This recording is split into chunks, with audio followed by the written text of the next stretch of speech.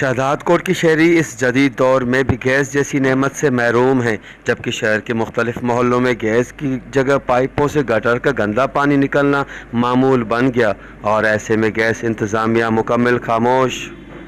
असांजो गैस लॻल आहे पर खॾा खोटे विया आहिनि। 6 महीनो आहे, पैसा बि असां पीआरिया आहिनि। हर महीने 200-250 जे बदिले 10-12 हज़ार लॻी था अचनि या मथे। वञूं था गैस ऑफिस, बाबा तव्हां हलो त तव्हां गॾु अचनि था। गरीब माण्हू कमायूं 500-600 रुपया, बालूं ॿारियूं 300-400 रुपये जो। खॾा खोटिया पिया आहिनि, मीटर बि लॻा पिया आहिनि, उहो ठाहिण वारो कोई कोन्हे।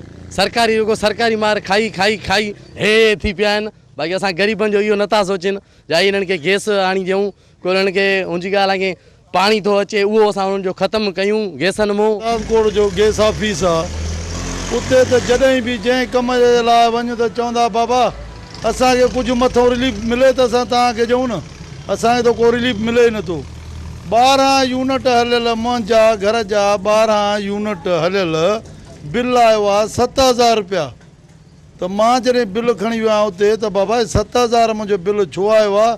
चई असांजो कंप्यूटर ख़राबु आहे, तव्हां कंबर मां पुछी सघो था। कंबर मां पुछा कईसीं त हुननि चयो त तव्हां ॾे गैस रीडिंग पैसा वधी विया, फलाणे महीने जा 3 महीने जा उहो गॾु आहे, तव्हांखे हिन दफ़े हयां अथनि।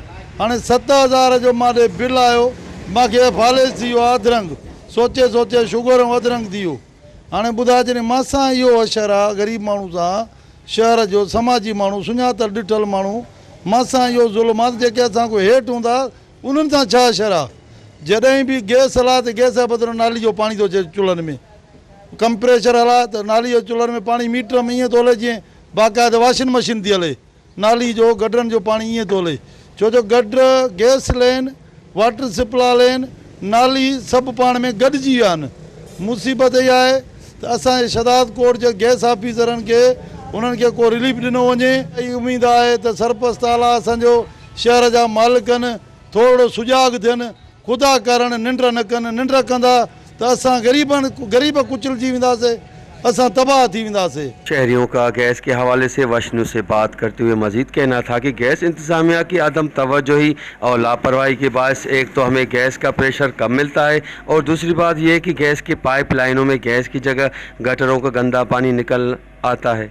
कैमरा टीम के साथ गुलाम अली इब्राहिम, वॉच टीवी, शहदादकोट।